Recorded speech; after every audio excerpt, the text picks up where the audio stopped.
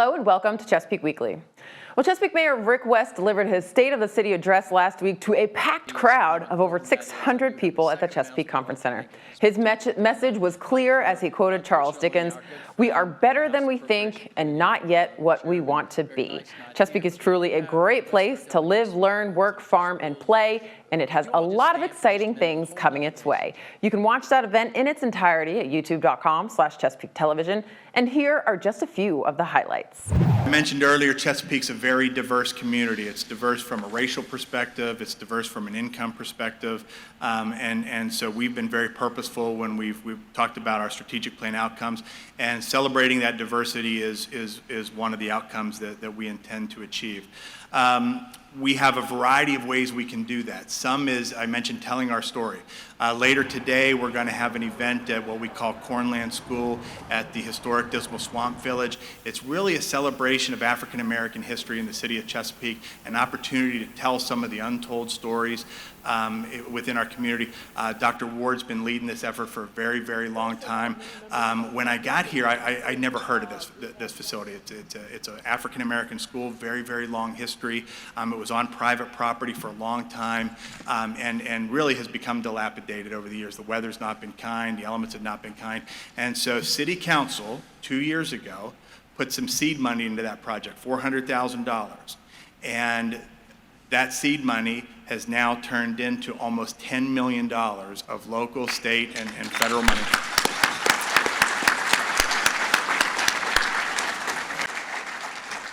So speaking of investing in communities and how important that is, I do have a second announcement I'd like to make at this particular time. And I'd like for, unfortunately, our good friend and House Appropriation Committee Chairman Barry Knight's not here, but we do have the rest of our delegations, Senator Spruill, and would you all just stand for just a minute, the whole delegation. Jay, would you please?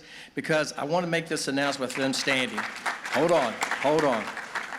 Thanks to these folks, the state is providing $9 million to build the Chesapeake's first public swimming pool at the Dr. Clarence V. Cuffey Community Center.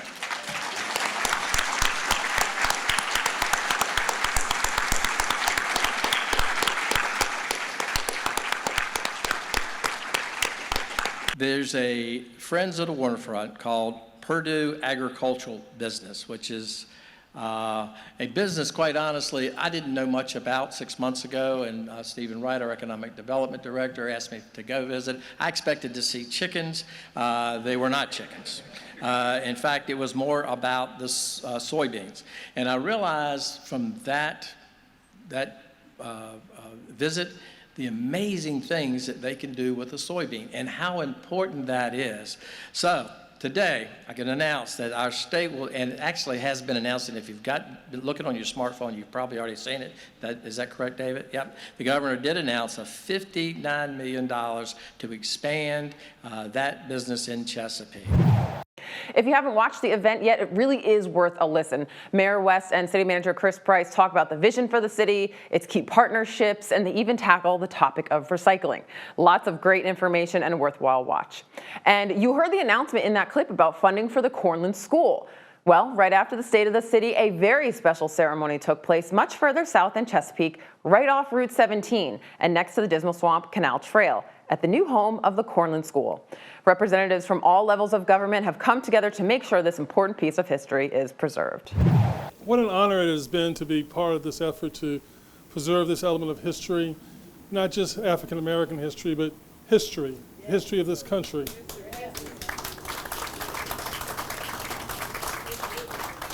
It's on my heart. I want to say a special word to Mr. Mayor West. Projects like this just don't happen. We have different political parties in a very hyper-partisan environment. But I'm proud to say that for his staff and for him and for my staff and for me, partisanship stopped on Election Day. And after voters expressed their will, we got back to working the will of the voters. And that's how projects like this start. Congressman Scott, all of our state delegation, I mean, this is real, and the city for a team effort to make a significant beginning of what we're trying to accomplish here today. And so we said, oh, that's just neat. We got a landmark there. We got a nice trail here, good accessibility. this could be a particular place. Well, there was one other component of it we needed to talk about. We have some neighbors that are right here that have a historic house too, the Wallaces, and they're here today. And they were very warm and receptive to this becoming a historic village and said, we got a story to tell, we can help, we've got artifacts to share.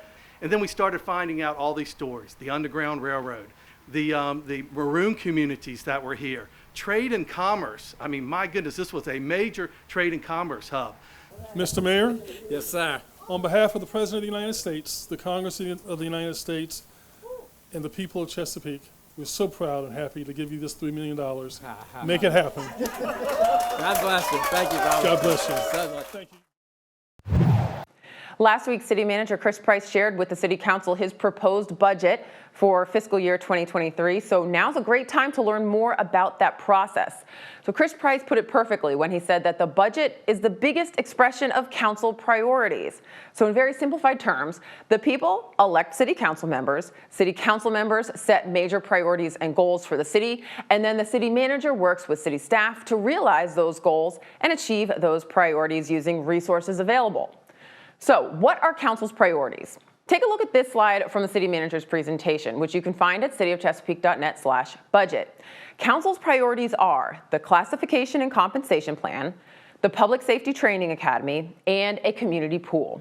So those are the three big ticket overarching priorities, and the three topics below that were close contenders for the top three and significant enough to note. Now what's exciting is that this budget is able to address almost all of council's top priorities seen here. The only one not being directly addressed right now is the community pool. However, at last week's State of the City address, Mayor Rick West announced $9 million coming in from the state to build Chesapeake's first ever community pool at Dr. Clarence V. Cuffey Community Center. So more to come on that exciting project. Now, I do want to focus in on one of those priorities, and that's stormwater maintenance. It's no secret that flooding is common in Chesapeake. Our topography is low and flat, and we are right on the water, so stormwater management is a huge challenge. So in order to increase our ability to deal with stormwater, the budget proposes a $4 increase on our stormwater fee. Now, while a fee increase is never popular, the additional funding will go towards some critical things. Take a look. One of the objectives that City Council articulated in terms of looking at environmental responsibility as an outcome was to ensure that we enhanced our stormwater maintenance program. So to that end, we have included 5 new equipment operator positions in the Public Works operating budget. We've included almost $1 million of additional funding for major equipment purchases in the CIP. The thought here is that those 5 new positions will operate that new equipment. This is more advanced equipment that will allow us to perform some work in-house that we previously had to contract out. It will allow those employees to go out and clean ditches, culverts, other stormwater infrastructure to ensure that it is operating as designed to move that stormwater away from private property or public infrastructure. We've also added funding to 6 citywide stormwater maintenance projects and added 14 new location-specific improvement projects over the 5-year stormwater CIP. All of this is funded, as Chris mentioned earlier, by that $4 per month increase in the stormwater ERU rate, which was recommended by your stormwater committee. And even with an increased fee, Chesapeake would still remain one of the most affordable cities in the region. But at this point, the budget is still just proposed and not yet adopted by council. So let's talk about the rest of the process for this year and how you can get involved. First off, you can watch the entire budget presentation from last week and find all the budget documents at cityofchesapeake.net/budget. It's a lot of information, but the budget department has done a really great job making this process easier for everyone to understand. Then plan to join us at one of the upcoming public hearings to make your comments known to council.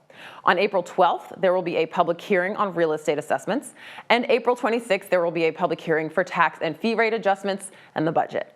These are all during regular council meetings for that week, so 6:30 p.m. on Tuesday. Council will adopt the budget on May 10th. So again, view all the presentation documents at cityofchesapeake.net/budget and plan to submit your comments or come to a council meeting to make your voice heard. So as you've heard, our funding comes from a variety of places: taxes, fees, grants, loans, local, state, federal. One regular contributor to our funding is the Virginia Department of Transportation. So there's a program through the state called Project Pipeline, which serves as a way to identify cost-effective solutions to multimodal transportation needs to potentially qualify local projects for state funding. A couple weeks ago, we told you about their first survey for a potential project on North Battlefield Boulevard. Now the second survey is out and awaiting your thoughts. This potential project is also on Battlefield, but at the Kempsville Road, Great Bridge Boulevard intersection. The study will analyze operational issues with a focus on providing enhanced pedestrian, bicycle, and transit access.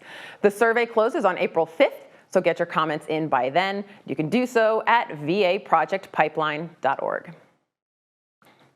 So if you're on the job hunt, boy, do we have some suggestions for you. The city is actively hiring a wide variety of positions, from office work to field work. There are several exciting positions open in Parks, Recreation, and Tourism, Public Works and Utilities, and of course with our first responders, just to name a few. The city is a great place to work with some great benefits, and some of those positions even have sign-on bonuses. You can see a full listing of available jobs at jobs.cityofchesapeake.net. And for more information and tips on how to apply for a city job, visit youtube.com/Chesapeake Television, where you'll find a recent episode of A Closer Look that talks all about applying for city jobs. Chesapeake Public Schools continues to hire for pretty much every position: teachers, custodians, nutrition workers, and especially bus drivers. And there's a transportation job fair on April 1st from 10 to 3 at Cuffey Outreach and Innovation Library. Stop by and learn more about the flexible schedules and other benefits. Call 547-0153 for more information. Chesapeake Regional Healthcare has several job fairs coming up next month on April 7th from 4 to 6 at the Lifestyle Center. Certified nursing assistants and those new to healthcare will be interviewed and potentially even hired on the spot. Then on April 30th from 10 to 1 at the Lifestyle Center, they'll be welcoming candidates for both clinical and non-clinical positions. Learn more at ChesapeakeRegional.com. Well, the Chesapeake Forum kicked off its 2022 speaker series last week with a real winner. Author and comedian Dave Barry was at Chesapeake Conference Center. Not only did he deliver a fantastic and entertaining speech, but he also gave his time to a lucky group of Chesapeake students. Take a look. I bring a message of absolutely nothing useful. People will come in here probably ready to learn, and they will learn nothing from me. They may actually leave less intelligent than they came in. But I do hope to entertain them, amuse them, tell them some stories, talk about life, talk about getting older. I'm not one of those older people that say, these kids today, I have 2 kids and they're both great. They're both smarter than I am and better than I am. And all their friends are smarter than I am and better than I am. So I like to talk to kids. I think I'm feeling pretty good about leaving the world to them. I don't really want it anymore. I've done enough to it. This is the pinnacle, the Chesapeake Forum. Everybody says that. From here, they're pretty much the only place to go is death. So, no, I'm going to go back to Miami, where I live. I moved there in 1986 from the United States, Miami, Florida, and sit around with my dog, Lucy, and try to think of funny things to write. It's a pretty good life. Our focus was really to bring speakers in to our community. We have a great community here in Chesapeake, and it's an opportunity for them to come. We'd like to have the program that's not going to be political. It's not going to bring somebody in that's divisive, but it'll give our community somebody interesting to hear about. We do have people, the names are recognizable, and so it's been very successful our first year and our second year. Our second focus, which really could be our main focus, is to involve students in our community, youth. Youth are our future leaders.